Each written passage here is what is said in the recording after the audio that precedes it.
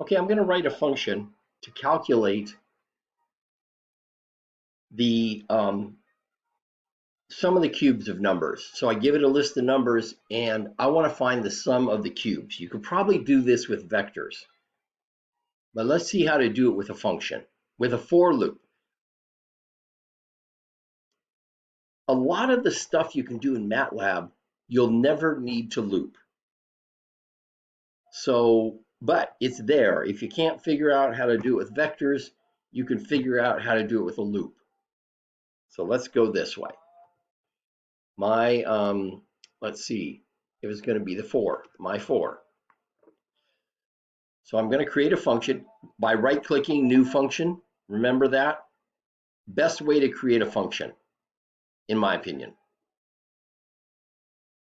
So this is going to be sum of cubes.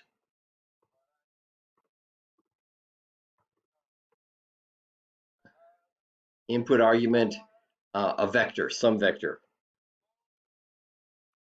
So I'm going to give it some vector. And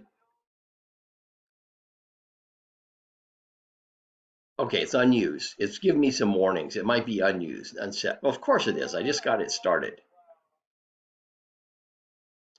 So we have a vector. We're going to get the, we're going to do a for loop for this. I'm guessing I'm going to try something. You can do a test. Which one works? I'm going to try trial. I'm going to put out an output function called trial. But we'll use the for loop first. For some index variable. I don't like A and J because they're imaginary numbers. I usually start my index variable with K. So this index variable equals something going from 1 to the length of your vector.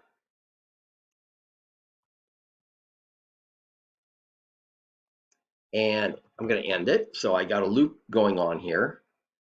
Now I've got to create something. Before the for loop, I'm doing a summation. I'm adding 1 plus 2 cubed plus 3 cubed and so forth. I'm summing things up. So I want to make sure that I gotta start with something. I can't start with nothing.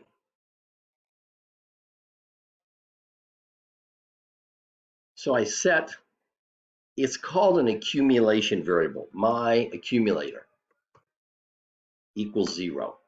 It's going to be changed inside the for loop, but you've got to initialize it first.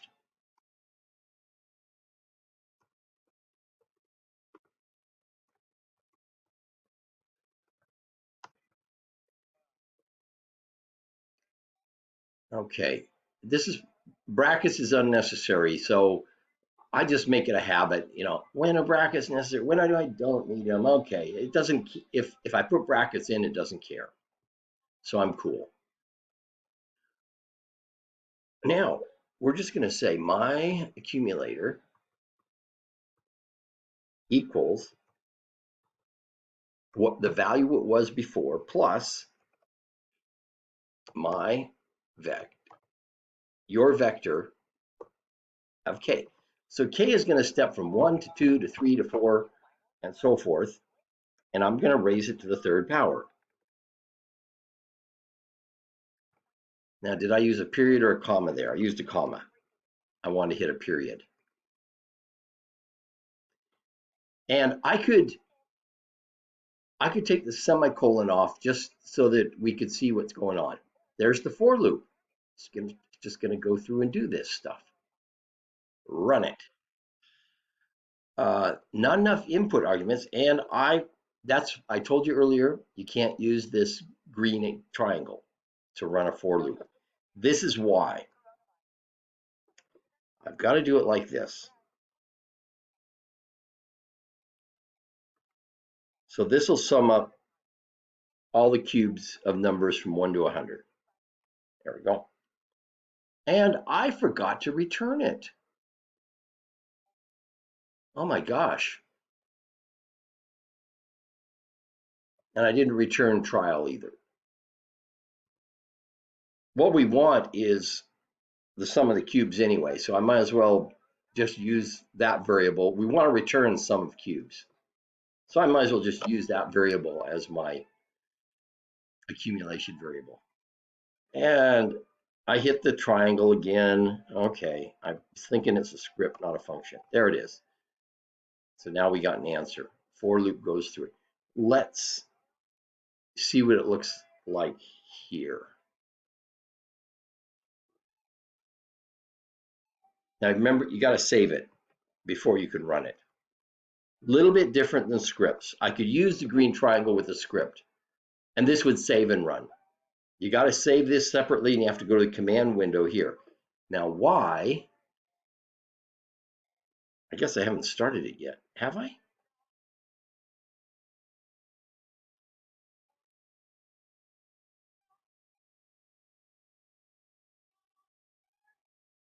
Oh, I know what's going on. I've got zillions of answers coming out, and I only saw the first. So I can just check to make sure everything's working all right. 100, there it is. Okay, 2 cubed is not. Ooh, look at this. I went 3 cubed. Let's see, this would be, it looks like I'm almost doing factorial. I got my algorithm wrong. Or do I? 1 plus 2 cubed is 1 plus 8 is 9. 9 plus 27 is 36. 36 plus 4 cubed is 60. 4 cubed is 64. 36, add 36, you get 100, and so forth. So yeah, I do have the right algorithm. Okay, pop it down here. And that's the for loop. You just like if, you can nest for loops. Now I cannot display it again. I won't see everything, which usually you don't. You want this function to be a black box. Now my trial is, how can I avoid using the for loop? Let's try this. Trial equals, I'm going to take my vector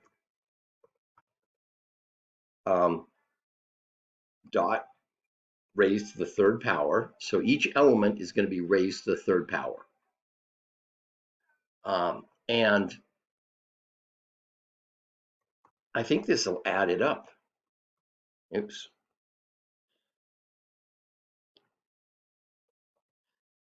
So it just sums all the elements in the vector. That's all trial does.